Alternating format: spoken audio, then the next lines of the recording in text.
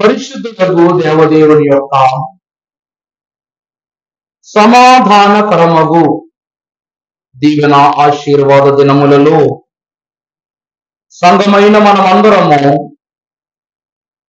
క్రీస్తు ప్రభువారి యొక్క సమూహముగా కూడుకుని ఎన్నో అద్భుతమైన సంగతులను దైవ వాక్యము ద్వారా నేర్చుకుంటూ ఉన్నాము.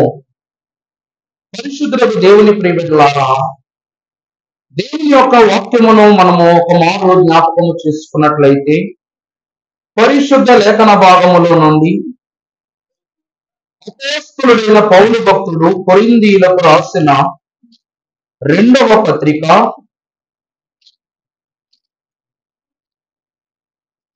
1వ అధ్యాయము 3వ వచనము నుండి చదువుకుందాము. కనికరము చూపించు తండ్రి, సమస్తమైన ఆదరణను అనుగ్రహించు దేవుడు, మన ప్రభువైన యేసు క్రీస్తు తండ్రి అయిన దేవుడు, మన ప్రభువైన యేసు క్రీస్తు తండ్రి అయిన దేవుడు స్తుతింపబడును గాక. దేవుడు మిమ్మును ఏ ఆదరణతో ఆదరించుచున్నాడో ఆ ఆదరణతో ఎట్టి శ్రమలలో ఉన్న వారినైనను ఆదరించుటకు శక్తి గలవారు మగునట్లు ఆయన మా శ్రమంతటిలో మమ్మను ఆదరించుచున్నాడు. ఆమేన్. ప్రార్థన చేసుకుందాం. మహాపరిశుద్ధుడవును కృపా సత్య సంపూర్ణుడవయ్యున్న మా ప్రియ పరలోకపు తండ్రి, సమస్త గుణోపదేశకుడవగు నీవు మా దైవ జనుని ద్వారా ప్రాబల్య భరితమగు అద్భుత బోధలను బయలుపరచిన నీవే. ఈ 5వ దినము ఎంత శ్రేష్టమో, ఎంత మహిమో, ఎంత దీవెనో, ఎంత ఆశీర్వాదకరమో, అంత ఆశీర్వాదకరముగా నీవే మాతో మాట్లాడండి. నీవే మాకు నీ ఆశీర్వాదములను అనుభవపరచండి. మేము ఎక్కడ ఉన్నామో కాదు నాయన, ఎక్కడ ఉందుమో అని తండ్రి సిద్ధపడగలిగే ధన్యత మీరు మాకు దయచేయము ప్రభువా. ఈ వాక్య వర్తమానము జరుగుతుండగా నీ ఆత్మ హస్తమును మా చుట్టూ కావలిగా ఉంచి ప్రభావితము చెయ్యమని పరిశుద్ధుడైన యేసు నామములు మిక్కిలి వినయముగా బ్రతిమలాడి వేడుకొనుచున్న మా ప్రియ పరలోకపు తండ్రి. ఆమేన్. ప్రభువునందు దేవుని ప్రియబిడ్డలారా, క్రీస్తు ప్రభువారి యొక్క కరుణా హస్తము సదా మనందరకును తోడయ్యుండును గాక.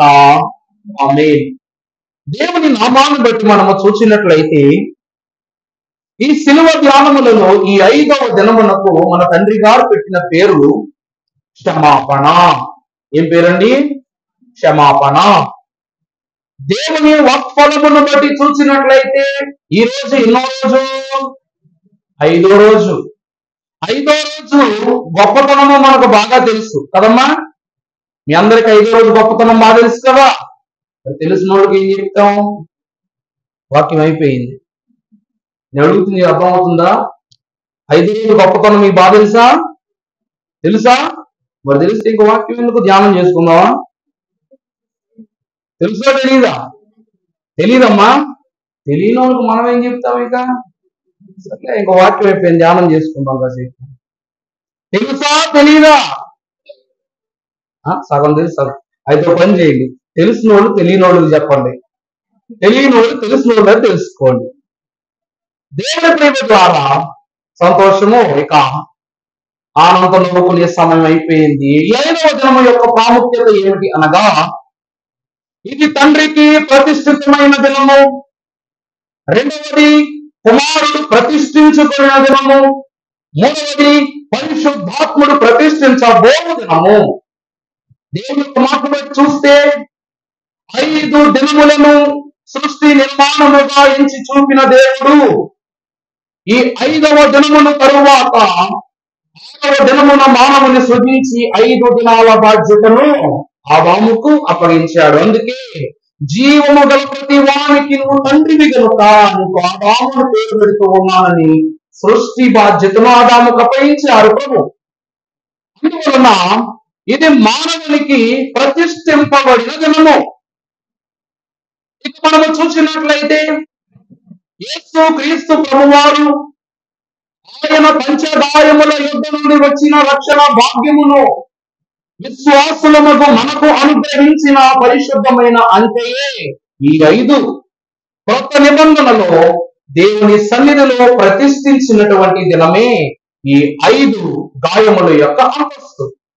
ఇక ఆఖరిగా మనము చూసినట్లయితే ప్రతిష్టపరచే దీవెన. ప్రతిష్టపరిచేటువంటి దినము ఎప్పుడంట? రాత్రులలో. దేవుని వాక్యమును బట్టి ఉపవాస ప్రార్థనకు రాని వారి ద్వారా మీ అందరికి ఒక టాప్ సీక్రెట్ చెప్తా. ఏంటి తెలుసా? ఉపవాస ప్రార్థనకు రాని వానికి దేవుని సహవాసము లభించదు. ఇది ప్రశ్న కాదండి, హెచ్చరిక.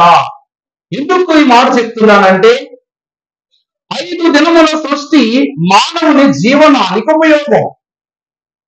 5 గాయముల యొక్క శక్తి విశ్వాస యొక్క సిద్ధపాటుకు సాదృశ్యం.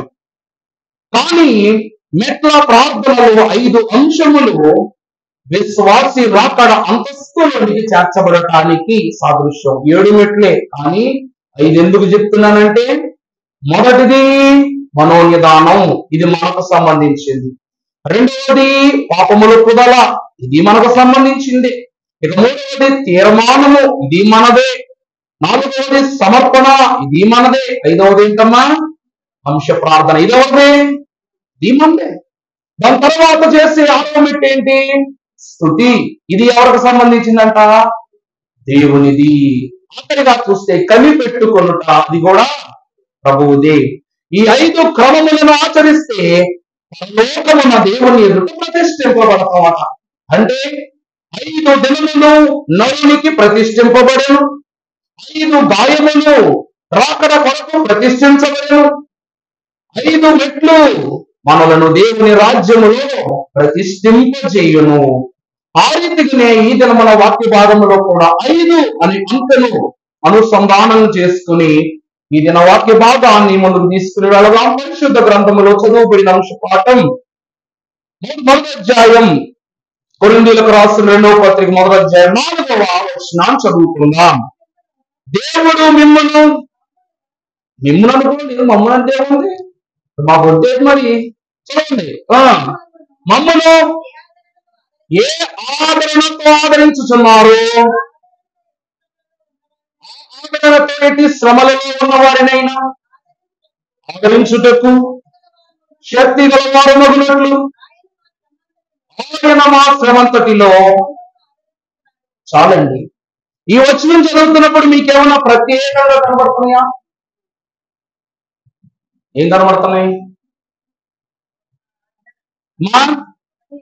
ఇప్పుడు కూర్చుని చదివే వాళ్ళకి తప్ప వెనకాల వాళ్ళకి ఏమీ కనబడలేదని నాకు అర్థమైంది. బైబిల్లోనే తీసుకొస్తున్నారమ్మా, చదువు రాకుండా పర్లా, చదివిన మాట వినపడింది కదా. అక్కడ ఏమి ఎక్కువగా కనబడుతుంది? ఆదరణ. అందులో ఆదరణ మాట తప్ప అనుకూలముగా ఇక వ్యక్తపరచబడటానికి ఏ భాగము అధికముగా లేదు.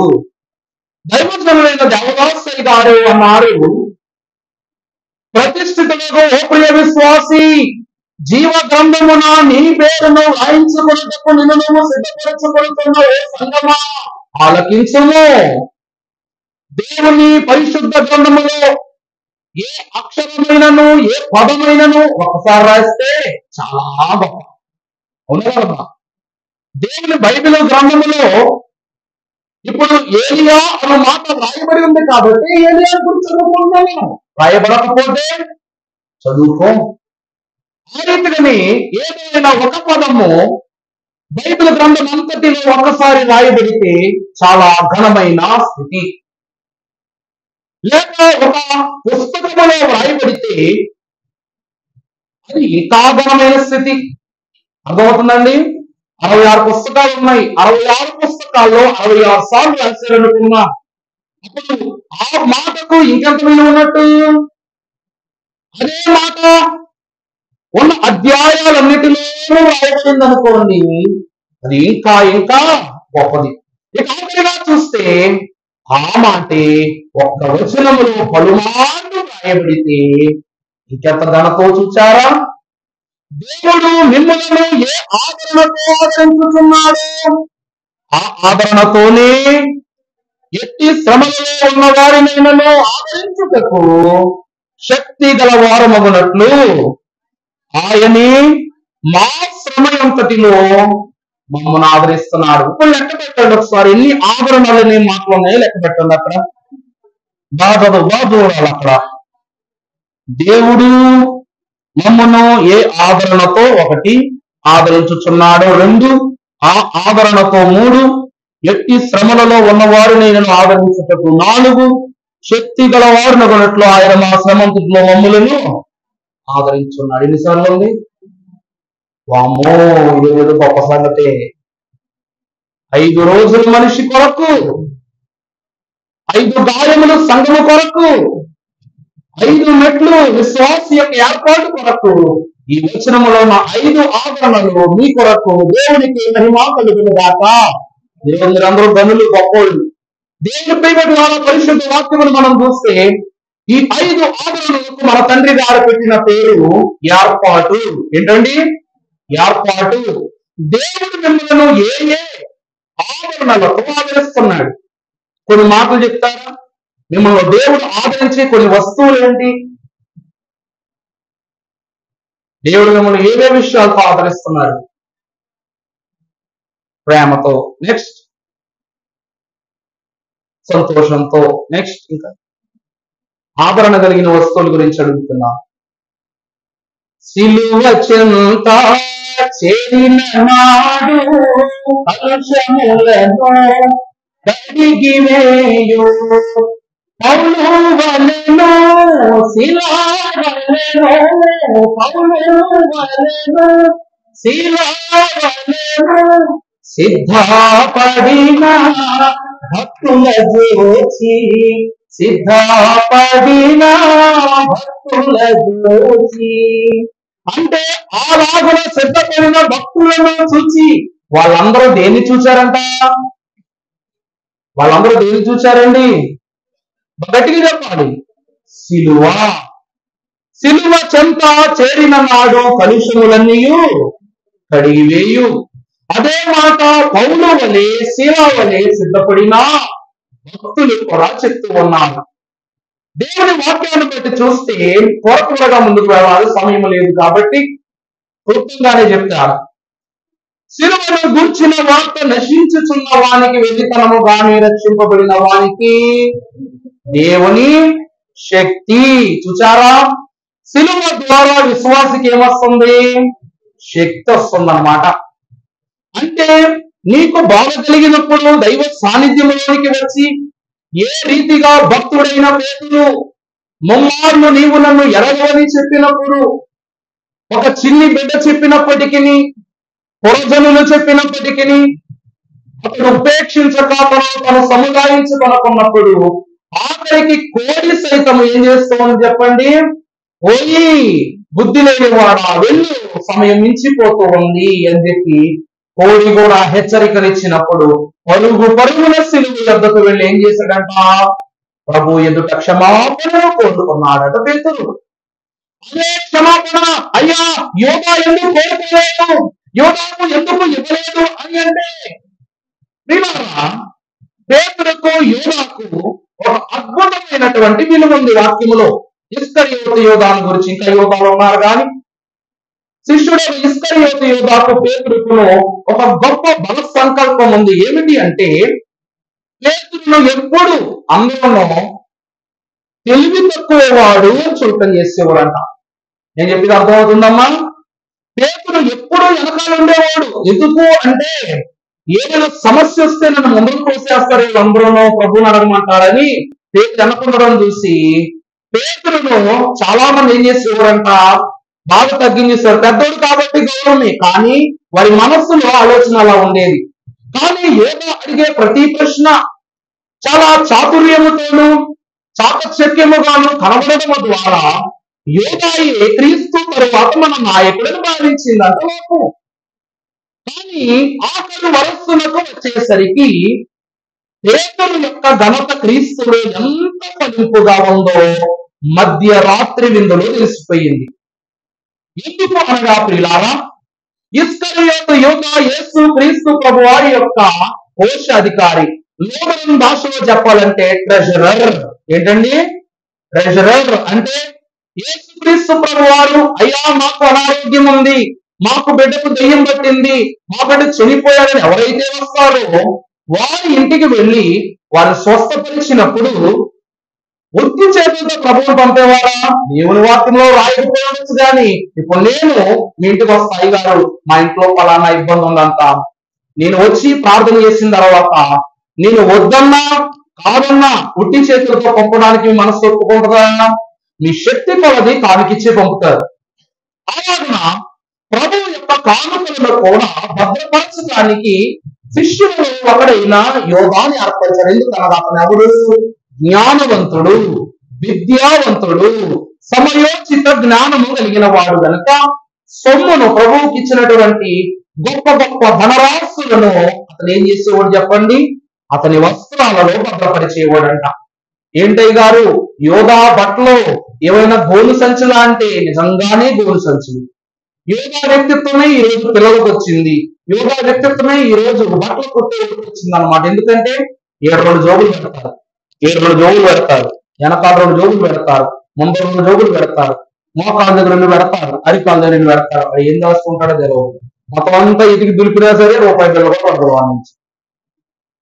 యేసుక్రీస్తు ప్రభు వారి యొక్క శిష్యుడకు యోగా కూడా ప్రభువు చేసిన కార్యములు సర్వసామాన్యమైన కార్యములు కావు.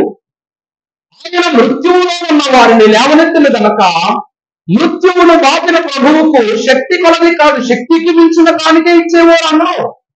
ఆ కానుకలను ప్రభువు ముచ్చుకునేవాడు కాదు, ఇస్కరియోతు యోగా తీసుకుని ఆ జోబులను నింపేసేవాడు అన్నమాట. ఎక్కడ దాయటానికి లేదు కాబట్టి ఆ యోగా ఇస్కరియోతు ప్రాంతపు వారికి ఉన్నటువంటి గొప్ప స్థితి ఏమిటంటే వారి వేషధారణ గొప్పగా ఉంటది. వారి బట్టలన్నీ అలాగుంటాయి, జోబులతో ఉంటాయి, బోడని జోబులతో. ప్రభువుకి ఇచ్చినటువంటి ఆ కానుకలన్నిటినీ అట్లా దాచిపెట్టేసేవాడంట. అంటే దేవుని వాక్యాన్ని బట్టి చూసినట్లయితే ఇదే ఇస్కరియోతు యూదా ప్రభువును అప్పగింపబడవలసిన సమయం వచ్చినప్పుడు ఎన్ని నాణ్యాలు కమ్మాడు? ఎన్ని నాణ్యాలండి? 30 నాణ్యాలకు అమ్మేశాడు. అవి ఏ నాణ్యాలంట? వెండి నాణ్యాలు. శిష్యులైన వారు ప్రభువు యోధా విషయంలో తీసుకున్న నిర్ణయములో యోధా ఎంతటి అసమర్థుడు, అజ్ఞానపరుడు శిష్యులు ఎలా కనిపెట్టారు అంటే, ఓరి పిచ్చివాడా, ప్రభు ప్రక్కన తిరిగినంత కాలం బంగారపు రాసులు నేర్చుకుని నీ జోబుల్లో దాచుకున్నావు కదా, కానీ అటువంటి వాడవు దేవుడిని నువ్వు ఎంత కమ్మేశావు? 30 వెండి నాణ్యాలు కమ్మేశావు. అంటే ఏంటంట, మీ ఇంట్లో ఎన్ని సామాన్లు ఇచ్చి బంగారం తెచ్చుకున్నారంటే అదృష్టం, కానీ బంగారం ఇచ్చి ఎన్ని సామాన్లు తెచ్చుకున్నారంటే వాడంతటి తెలివి తక్కువ వాడు దురదృష్టవంతుడు ఎక్కడ. దేవుని యొక్క ఉన్నప్పుడు పెట్టెలు బంగారము మన దగ్గర ఉంది, వెలకట్టలేనంత సొమ్ము. ప్రభు ఎంత లెక్క అని కూడా అడిగేవారు కాదు. ఈరోజు రాజుగారిని, అంకుల్ గారు వాళ్ళ కార్యక్రమం జరిగింది ఎంత అయిందని నేను అడుగుతాను. ఎందుకంటే సంతాపరిగా నా బాధ్యత, సంఘ పెద్దగా తెలియజేయటం వారి బాధ్యత. కానీ ప్రభు అయినటువంటి వారు ఏం చేస్తున్నారంట, యువరాజు నుంచి ఈరోజు మన యొక్క కానుక యొక్క సేకరణ ఎంత వచ్చింది అని ప్రభు అడిగేవారు కాదంట. అక్కడ ఎంత ఉపయోగించుకున్న మాట్లాడేవారు కూడా కాదంట.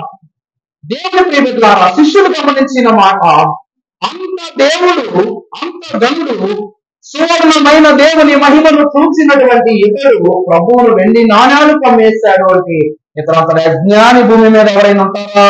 ఉండరు. ఇప్పటి వరకు పేతురుని తక్కువ చేసి చూసాం, వీరి అంతటి అజ్ఞాని ఎవరు లేరనుకున్నారు. ప్రేమనందు ప్రియారా, ఏ సమయమునందైతే దేవుని యొక్క పరిశుద్ధమైన అంతస్తును విడిచిపెట్టి వెళ్ళిపోతామో ఆ క్షణమునే నీకు ఏం పోదు చెప్పండి? మహిమ పోద్ది. దేన్ని చూడాలో దేన్ని చూడకూడదన్న కంటి చూపు జ్ఞానం పోదు. అందుకే యోహాను ప్రకటన గ్రంథమును రాసేటప్పుడు పద్మాసులు ఉంది, ప్రభు యేసు నా రక్షక, వసగు కన్నులు నాకు నిరతంబు, నేను నిన్ను చూడా అని పాడుకున్నారు. ఎందుకంటే నేను చూసిన ప్రభువు అప్పటి ప్రభువు కాదు. ఇప్పుడు ఈ ప్రభు ఎవరంట?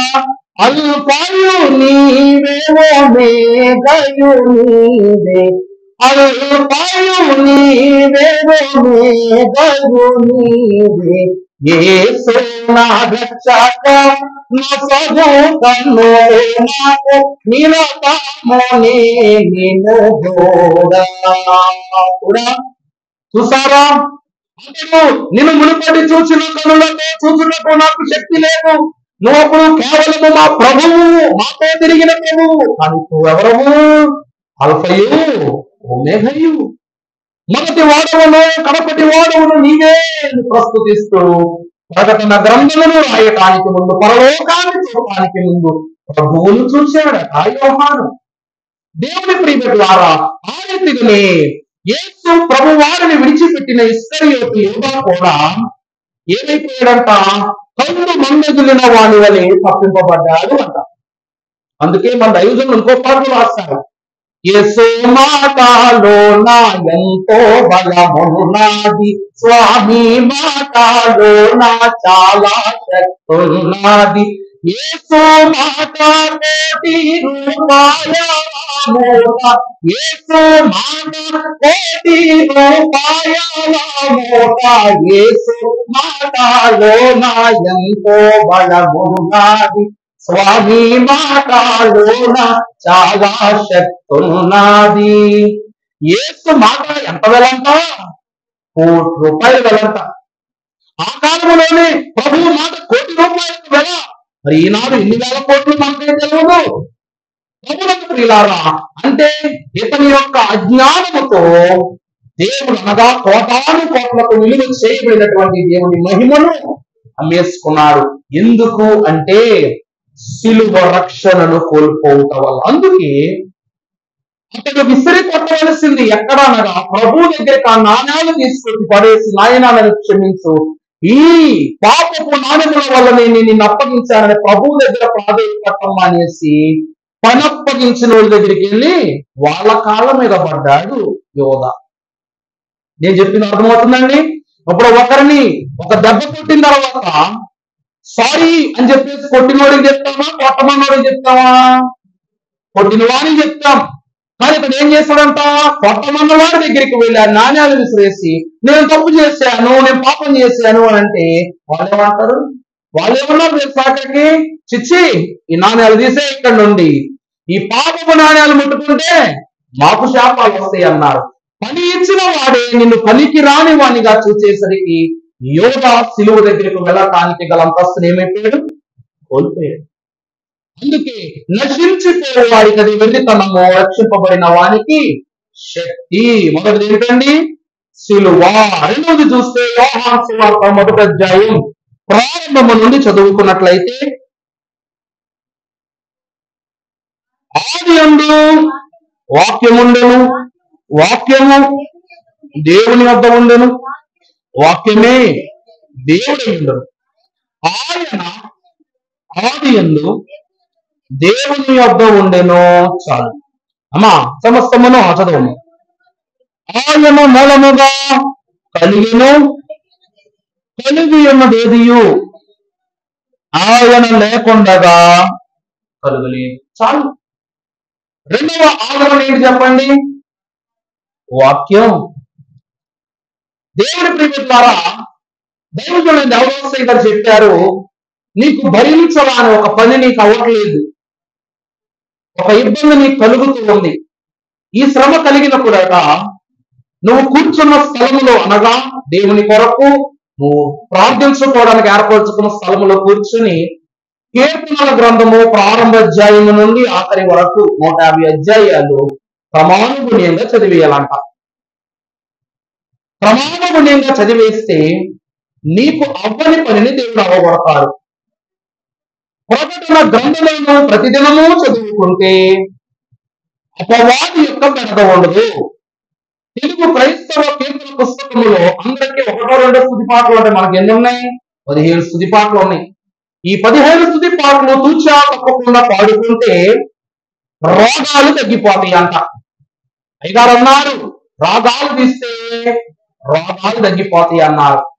దేవుని వాక్యమును బట్టి చూసినట్లయితే ప్రియులారా, దేవుని వాక్యం అంటూ ఉంది సామెతల గ్రంథంలో, నీ కీర్తన గ్రంథంలో, నీ వాక్యము నా పాదములకు దీపము నా త్రోవకు వెలుగై ఉన్నది. దేవుని వాక్యమును బట్టి చూస్తే దేవుడు బయలుపరుస్తున్నటువంటి మాట, పాదములకు దీపమై ఉన్న వాక్యము, త్రోవకు వెలుగై ఉన్న వాక్యము, నీ కష్ట కాలములో నిక్కముగా నిన్ను నడిపించు వాక్యము, దేవుని పాదముల యొద్ద నడిపింపబడినటువంటి పరిశుద్ధ వాక్యమును ధ్యానిస్తే ఎట్టి చిక్కులు ఏమైపోతాయి? దిగిపోతాయి అంట. అయినా రాశారుగా, పాటలు, ప్రార్థన, వాక్య పఠనము, దాటి ఔషధ వార్త ప్రకటనలు, దీటకు కానుకలు తెచ్చు సమర్పణ, ఇవన్నీ నీటిగా చేస్తే ఏమవుతాయి?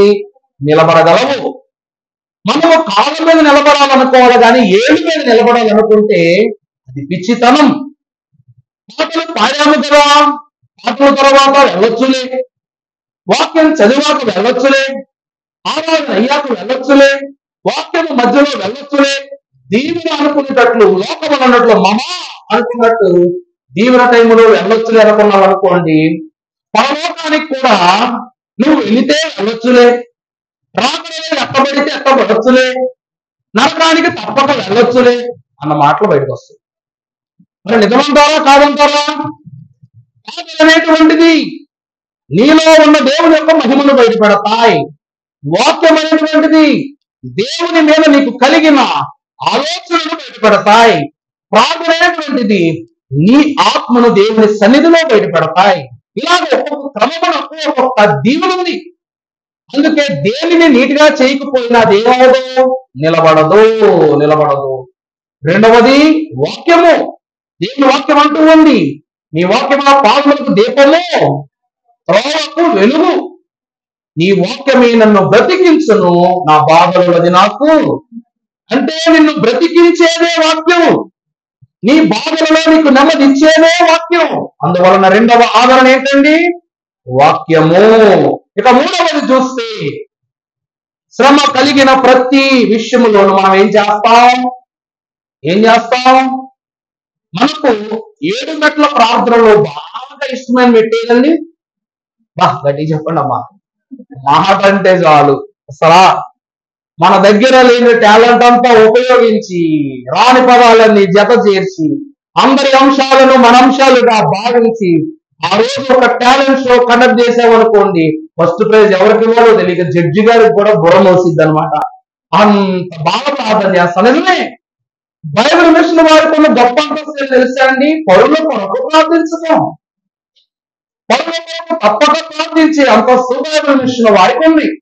మరి ఇతర మిషన్ వారికి లేదని నేను చెప్పను. ఎందుకంటే ప్రతి ఒక్కరూ ఇతరుల కొరకే, దేవుని మహిమ కొరకే ప్రార్థన చేస్తారు, అందరి కొరకు ప్రార్థన చేస్తారు. కానీ అంశ ప్రార్థన అనగా వారి ఇబ్బందిని నీ ఇబ్బందిగా, వారి భారమును నీ భారముగా ప్రార్థించగలిగే గుణము ఈ లోకములో క్రీస్తు ప్రభు వారికి మాత్రమే ఉంది. ఆ తరువాత ఆధన్యత దైవజనులు ఫాదర్ దేవదాసయ్య గారికి ప్రభు ఇచ్చారు. బైబిల్ మిషన్లో నీనా ఆత్మానమ్మ గారు కూడా అటు తలాంతులు గలవారే, మార్టిన్ లూథర్ కింగ్ గారు కూడా అటు తలాంతులు గలవారే. ఇక మనము చూస్తే సాధు సుందర్ సింగ్ గారు కూడా ఈ తలాంతు గలవారే. సాధు సుందర్ సింగ్ గారు ఎప్పుడు ఒక మంచి ప్రార్థన చేసేవారంట. ఆ ప్రార్థన చేయటానికి సాహసం కావాలి, గొప్ప సాహసం చేయాలి. ఏంటంటే, ఓ ప్రభువా, నీవు నన్ను నీవానిగా ఎంచి చూపితే నన్ను పరలోకం తీసుకెళ్ళు.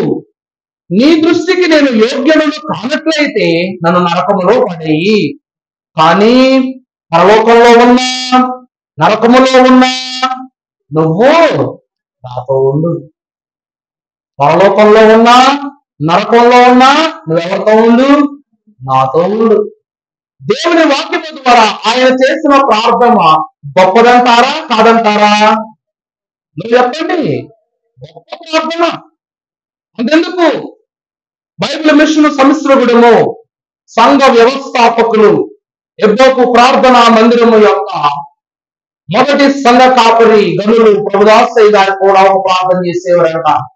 నాకు మా తండ్రి గారు చెప్పారు ఆ ప్రార్థన. ఏమిటంటే, ప్రభువా, నీవెక్కడ ఉంటే నన్ను అక్కడ ఉంచు, నేనెక్కడ ఉంటే నా సంఘాన్ని అక్కడ ఉంచు, నీవు ఎక్కడ ఉంటే ఆ ప్రాంతమంతయు మహిమగా మార్చు అన్నారంట. మరి అది మంచి ప్రార్థన కాదా? దేవుని ప్రేమ ద్వారా దేవుడు ఒక్కొక్కరికి ఒక్కొక్క దర్శన భాగ్యం ఇస్తారు. ప్రార్థన అనేటువంటిది దైవజనులు ఇక్కడ కానీ ఒకవేళ మన అధినాయకుడు ప్రెసిడెంట్ గారు ఉంటే మనం చేసే ప్రార్థనలో చిన్న తప్పు దొరికిందా ఏమైపోతాం? పీస్ అయిపోతాం అనమాట. అయ్యగారిక మామూలు ఊరుకోరు అనమాట. ఎందుకంటే లోకాన్ని తీసుకొచ్చి ప్రార్థనలో పెట్టకూడదు, కొన్ని కాని సంగతులను తీసుకొచ్చి ప్రార్థనలో పెట్టకూడదు, సాతాను బాధపడుతుంది అని తీసుకొచ్చి ప్రార్థనలో పెట్టకూడదు. ప్రార్థన చేసేటప్పుడు తలవంచండి అని ఎవరైనా అన్నారనుకోండి, అయ్యగారు ఇంకా బెత్తం పుచ్చుకుంటారు. ఎందుకంటే నాకు పుచ్చుకున్నారు కాబట్టి. ఆయనను పెంతు కోసం ప్రార్థన చేస్తున్నావు, తలవంచడం ఏంటి? ప్రభువారు ఆకాశం వైపు కన్నులెత్తి ప్రార్థన చేసేవారు కానీ తలదించుకుని ప్రార్థన చేసేవారు కాదని ఒక కార్యక్రమం అనగా మా క్లాసెస్ జరుగుతున్నప్పుడు నా ప్రార్థన ఇస్తే అయ్యగారు ఎదురుగా కూర్చున్నాను. వీరవారు మీరు ప్రార్థన చేయండి అని అనగానే అయ్యగా ప్రార్థన చేస్తే అయ్యగారు ఎదురుగా ప్రార్థన అంతా బాగానే ఉంది. కానీ ఏమన్నాను నేను? అందరూ కళ్ళు మూసుకుని తలలు దించుకుని ప్రభు సన్నిధిలో ప్రార్థన ఏకీవించండి అన్నాను. అంతే. ప్రార్థన అయ్యాక తలదించుకోవడం ఏంటి? తప్పు చేసిన వారు తలదించుకోవాలి. మనం ఎవరము? తప్పును విడనాడిన వారము, పాపమును విడనాడిన వారము. ప్రభువు ఏమన్నారు? దైవజనులు ఏమన్నారు? యుద్ధ సూర్యుని వలె బయటకు రా అన్నారు. అన్నారా లేదా? మా యుద్ధ సూర్యుని అనగా యువరాజు నువ్వు బయటకు రా. థ్యాంక్స్ అమ్మా. దేవుని ప్రేమికులారా, ఒక రాజు ఎలా వస్తాడు చెప్పండి? రొమ్ము విరుచుకుని అలా 90 degrees యాంగిల్లో పెట్టి ఎంతో గర్వముతో గౌరవముతో ఒక ఉత్సాహ ధ్వని చేస్తూ అక్కడ వస్తాడు. అలాగునని విశ్వాసి కూడా ప్రార్థన ఎలా చేయాలంట? వీరుని వల్ల చేయాలంట. వీరుని వల్ల చేయాలంట. ఓ పాపమా, నువ్వు నా ఎదుట ఏ పాటి దానివి? ఓ సాతానా, నీ జీవితం నా ముందు ఏ పాటిది? ఓ అపవాది, నా ప్రార్థన ముందు నీ తంత్రములు ఏ పాటివని దమ్ముతోనూ ధైర్యంతోనూ ప్రార్థన చేయగలిగేటువంటి వారే దేవుని యొక్క ఆదరణ పొందుకుంటారంట. అయ్యగారు మీ ప్రార్థన నెరవేరిందంటారు. నెరవేరేది నా ప్రార్థన కాదు, మీ ప్రార్థన. ఎందుకు మిమ్మల్ని ప్రార్థన చేసుకోమంటానో తెలుసా? మీ నొప్పి నాకు రాదు, నా నొప్పి మీకు రాదు. ఎవరి నొప్పి వారే భరించాలి. ఇతరుల నొప్పి భరించగలిగే సత్తువ యేసు క్రీస్తు ప్రభు వారికి తప్ప వేరొక ఎవరికి లేదని ప్రభు పేరిట మీకు తెలియజేస్తున్నాను. అందుకే ప్రభు అయిన వారు ఆదరణ ఇచ్చారు గనక వెళ్ళిపోతూ మూడవది ఆదరణకర్తను మీ వద్దకు పంపించి వెళ్ళిపోయారు. ఇప్పుడు 3 విషయాలు పూర్తయిపోయినాయి. మొదటిది ఏంటండి? సిలువ. రెండవది వాక్యము. మూడవది ప్రార్థన. ఇక 4వది చూసినట్లయితే ఆదరణ అనే మాటలోనే ఉంది. ఆదరణ కర్త. ఎవరమ్మా? ఆదరణకర్త. మీరందరూ మెట్ల ప్రార్థన ప్రారంభించేటప్పుడు మీ మనస్సులకు నిదానమనిచ్చువాడు ఆదరణకర్తే. మీ పాపములను ఒప్పుకున్నప్పుడు ఆ తలాంతులను ప్రభు పాదముల యొద్ద ఇమిడ్చి పెట్టువాడు పరిశుద్ధాత్ముడే. మీరు తీర్మానము చేసుకున్నప్పుడు ఆ తీర్మానము నెరవేరినట్లు మీ దృష్టిని ప్రభు యందు ఉంచువాడు పరిశుద్ధాత్ముడే. మీరు సమర్పణ ఇచ్చినప్పుడు మీ శక్తి కొలది కాదు, మీ ఆత్మ కొలది దేవునికి వెలయించువాడు పరిశుద్ధాత్ముడే. అంశ ప్రార్థనలో అలౌకిక సంగతులను చేర్చుకొనక లౌకిక విషయముల ద్వారా దేవుని దర్శన భాగ్యమును కనపరచువాడు పరిశుద్ధాత్ముడే. స్తుతి చేయించువాడు పరిశుద్ధాత్ముడే. ఆఖరిగా కనబడు, మాట్లాడు అనే స్వరముతో దేవుని పిలిచినప్పుడు నీ స్వరమును పరలోకమునకు, దేవుని స్వరమును నీ యొద్దకు చేర్చువాడెవరు? పరిశుద్ధాత్ముడు అనగా ఆదరణకర్త. అయ్యా, పరిశుద్ధాత్మ లేకపోతే పని జరగదా అంటే జరగదు. పరిశుద్ధాత్మ లేకపోతే కన్యక గర్భవతి కాదు. నేను చెప్పేది అర్థమవుతుందా? ఆమె పరిశుద్ధాత్మ ద్వారా గర్భము ధరించెను. పరిశుద్ధాత్మను ఆదరణకర్తను నీకు అప్పగింపబడకపోతే ఈ రోజు ఈ స్థితిలో మనం ఉండవు. పరిశుద్ధాత్మ స్థితి లేకపోతే రాకడ మేఘము ఎక్కం. పరిశుద్ధాత్మ లేకపోతే రక్షితుల మోక్ష భాగ్యమును దాటి సింహాసనము యొద్దకు చేర్చబడం. పరిశుద్ధాత్ముడే కావాలి. తండ్రి గారు అన్నారు, తండ్రి కుమారులు జత పనివారుగా పనిచేస్తే ఇతడు మాత్రం ఇద్దరు పనిని కలిపి చేసేవాడంట పరిశుద్ధాత్ముడు. అందువలన తండ్రి రక్షణ ఇస్తే, కుమారుడు రక్షణ అందిస్తే పరిశుద్ధాత్ముడు రక్షణను పంచి పెడతాడంట. దేవుని వాక్యాన్ని బట్టి చూసినట్లయితే పిల్లారా, యేసుక్రీస్తు ప్రభు వారు 5 రొట్టెలను 2 చేపలను పంచిపెట్టేటప్పుడు శిష్యులైన వారు కలగొట్టుకున్నారంట. నాయన 3 రోజులు అయిపోయింది, అప్పుడు మీరందరూ ఆకలేస్తుంది ప్రభు, వారిని ఎవరికి పంపించేయి అని అన్నప్పుడు వాళ్ళు ఆకలితో ఉన్నారన్న మాటను బట్టి ప్రభు అంటారు, పేతురు మీరు పంచిపెట్టండి, మీరు వడ్డించండి. అన్నం అంటే ఎక్కడి నుంచి తేవాలి? అన్నం ఏ వైపు నుంచి తీసుకురావాలి? అందించువారెవరు, అర్పించువారెవరు, తెచ్చువారెవరు? ప్రభు అన్నారు ప్రార్థించు అన్నారు. ప్రార్థించినప్పుడు దేవుని ఆత్మను బట్టి ఒక చిన్నవాడు 5 రొట్టెలను పట్టుకొచ్చి అక్కడ పెట్టాడు, 2 చేపలను తీసుకొచ్చి అక్కడ పెట్టాడు. అవి వాడు తింటానని తెచ్చుకున్నాడు.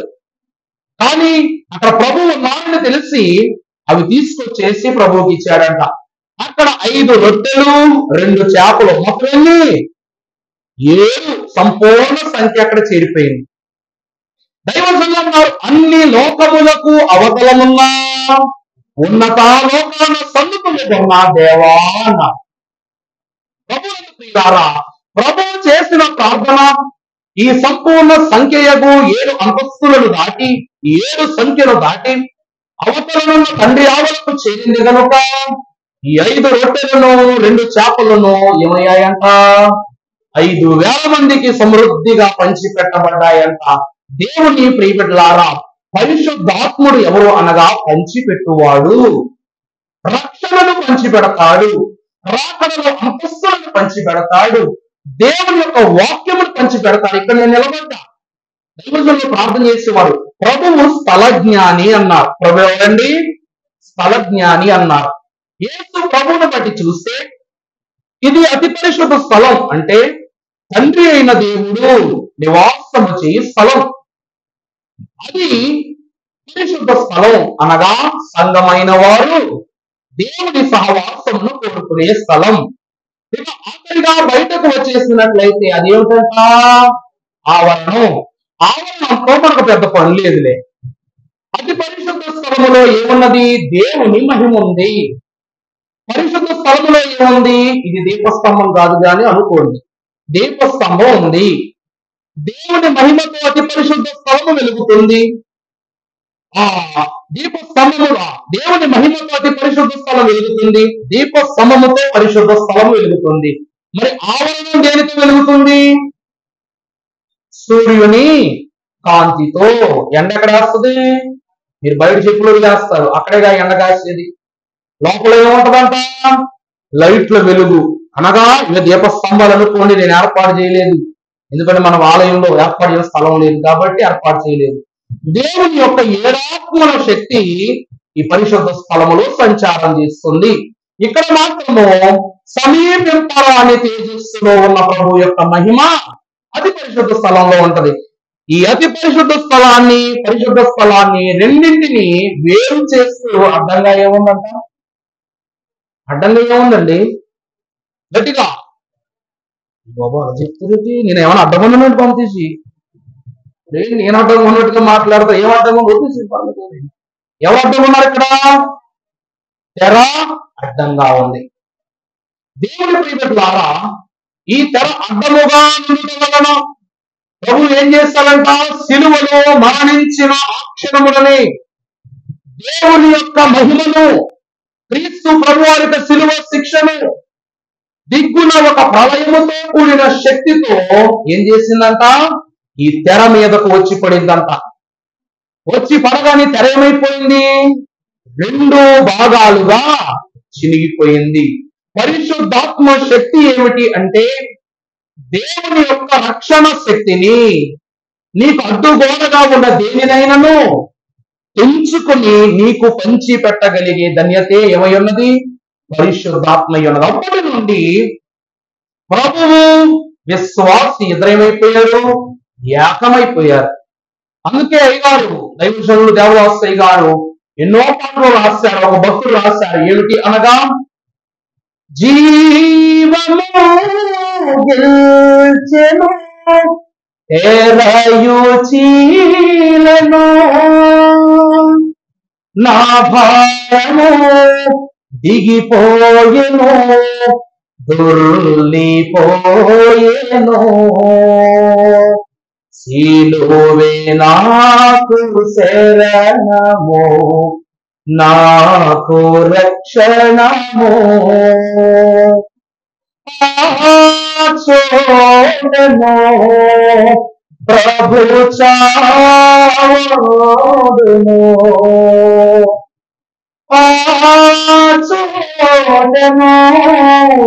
ప్రభు చావును, పారెను రక్తము ధారనాయను, పారెను రక్తము ధారనాయను. ఏమైందట? జీవము గెలిచింది, తెర చిరిగిపోయింది అన్నారు. అంటే పరిశుద్ధాత్మ శక్తి ఎంత అనగా ఇంత మందం ఉంటుందండి తెర, ఇంత మందం. ఈ షర్ట్ మందం ఎంత అంటే ఇట్లా చూపిస్తాం, చీర మందం ఎంత అంటే ఇట్లా పట్టుకుని చూపిస్తాం, తెర మందం ఎంత అంటే ఎంత అంటే బలమైనటువంటి చాలా పదులైనటువంటి ఒక పనిముట్టుతో కానీ కొన్ని గంటల సేపు కొయ్యాలి. ఆ కాలంలో అంత నైపుణ్యతతో తయారు చేస్తారు. ఎందుకంటే మానవుని పాపకారం అంత గౌరవంగా ఉంటుంది. ఆ తెరడానికి గుర్తు కాబట్టి ఆలయములో ఆ తెరను ప్రతిష్ఠించడం అంటే ఇప్పుడు ఇక్కడ కట్టామంటే ఒక షెడ్ పడిపోద్ది అనమాట. షెడ్ పడిపోద్ది. ఒకవేళ స్లాబ్ వేసిన స్లాబ్ కూడా పడిపోద్ది. అంత బరువు. దేవుని ప్రియబట్ల పరిశుద్ధాత్ముడు క్రీస్తుకును తండ్రికిని విశ్వాసుని యొక్క హస్తమును ఐక్యపరుచుట విషయములో శక్తిగా పనిచేశాడు కాబట్టి 4వ ఆదరణ పరిశుద్ధాత్ముని ద్వారా లభ్యమైంది. ఇక 5వది చూస్తే సంఘము. 5వది ఏంటండి? సంఘము. మనమే. ఈ 5వ ఆదరణ సంఘమే. ఏమిటనగా ఇప్పుడు 5 గాయాలను 5 ఆభరణలను విశ్లేషించి చెప్తా. మీరందరూ కుడి చేతితో బైబిల్ పెట్టుకుంటారా, ఎడం చేతితో పట్టుకుంటారా? ఏ చేతితో పట్టుకున్నా దేవుడు మిమ్మల్ని కొట్టలేదు కదా. అంత స్వాతంత్రత ఇచ్చాడు దేవుడు. కానీ ఇస్లామీస్ అనగా ముస్లింస్ అయినటువంటి వారు ఖురాన్ని ఎడం చేతితో పట్టుకోరు. ఎందుకంటే ఇది చెడు పనులకు అనగా లోక స్థితులకు మన శరీరేంద్రియాలకు శుద్ధి చేయుటకు వాడేటువంటి హస్తం. అందువలన దీనికి ఖురాన్ అప్పగించరు, ఈ చేత్తోనే పట్టుకుంటారు. కానీ మనకు దేవుడు ఎంత స్వేచ్ఛ ఇచ్చారు అనగా ఆయన 2 చేతులను చాపి దగ్గరికి రమ్మంటున్నారు తప్ప ఓ చెయ్యికి రమ్మంటున్నారా? అలాగనే దేవుని వాక్యము నీ 2 చేతులను సంచారం చేస్తూ ఉంది. దానికి గుర్తే 2 గాయాలు. ఎక్కడోటి ఎక్కడోటి. ఒకటి ఏమిటి అనగా ప్రార్థించగలిగిన చెయ్యి. ఒకటేంటండి? ప్రార్థించిన చెయ్యి. మరొకటి వాక్యమును బోధించిన చెయ్యి. ప్రభువారు 2 చేతులను జోడించి ప్రార్థన చేశారు, 2 చేతులతో వాక్యమును బోధించారు. అందువలన 2 ఆదరణలు దీనికి సంబంధమైన. ఒకటేమో ప్రార్థనకు, రెండవది వాక్యానికి గుర్తు. ఇక మనము చూసినట్లయితే ఇంకా 2 గాయాలు, ఇంకొక 2 గాయాలు ఉన్నాయి. ఒకటి పరిశుద్ధాత్మ, ఇంకొకటి ఏంటి? సిలువ. ఇంకొకటి ఏంటండి?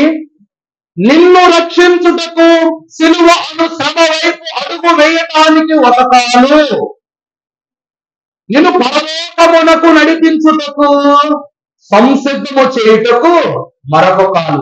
ఈ కాలు ఇక్కడే ఉంచి ఇంకో కాలు వేస్తాం. ఈ కాలు ఇక్కడే ఉండని చెప్పేసి ఇలా కాలు అన్నాం మనకి ఏమవుతుంది? జర్రం జారుద్ది, నడుము ఇరిగిద్ది. ఏమవుతుంది? కాలు జారుద్ది, నడుము ఇరిగిపోద్ది. ఒక చెయ్యేమో ప్రార్థించుటకు, ఒక చెయ్యేమో వాక్యమును బోధించుటకు. ఇవి 2 జోడిస్తే ప్రార్థన వాక్యము 2 వెల్లింపబడుతున్నాయి. ఒక పాదమేమో సిలువను ఎత్తుకొనుటకు, ఇంకొక పాదమేమో సంఘముగా నిన్ను ఎత్తబడుటకు. 2 పాదములకు 2 గాయాలు.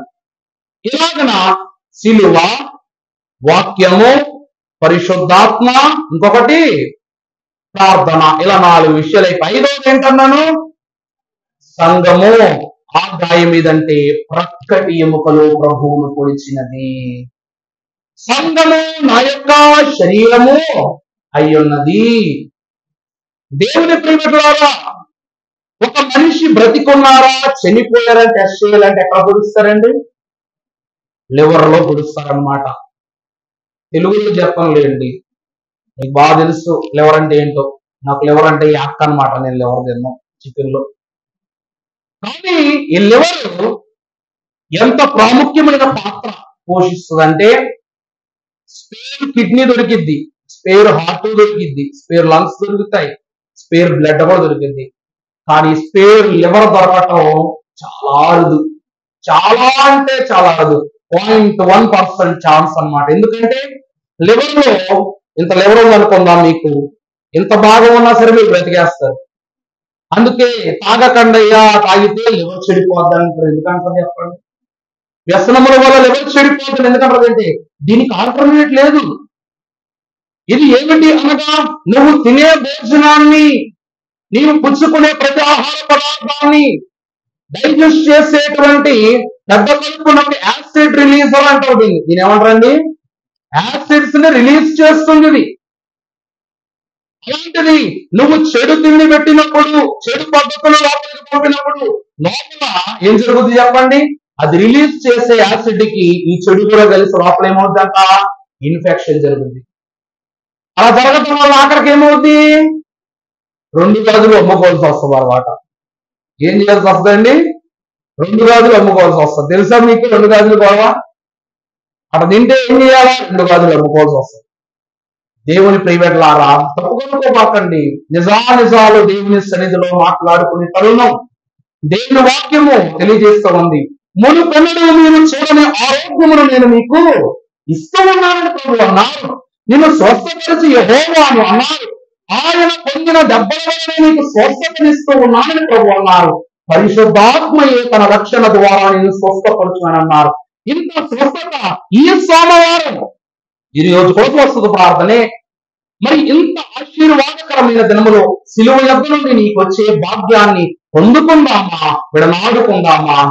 దేవుని ప్రియబిడ్డలారా, సంఘము ఈ భాగము అయ్యుండుట ద్వారా దేవుడు మనం కడుపులో పెట్టి దాచుకున్నారు.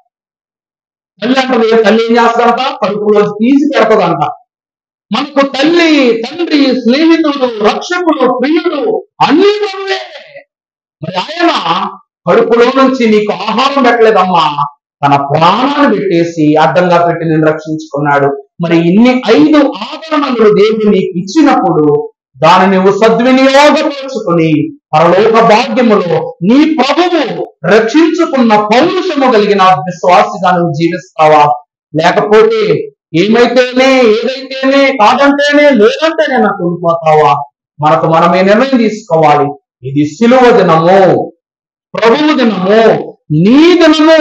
నీవు దేవుని కొరకు ఏర్పాటు చేసుకున్న దినము, దేవుడు నీతో సహవాసము చేయ దినము కనుక రక్షకుడును సమస్త జ్ఞాన సంపన్నుడు ప్రభువు ఈ 5 ఆవరణలో ఉన్న దీవెనలను, పంచగాయముల అంతస్తును, 5 మెట్లలో ఉన్న సంపూర్ణ స్తుతి యాగ దీవెనలను, సృష్టి ఏర్పాటు చేసిన 5 దినముల యొక్క సంపూర్ణత భాగ్యమును మీకును మీ కుటుంబములకు అనుగ్రహింప చేయును గాక. ఆమేన్.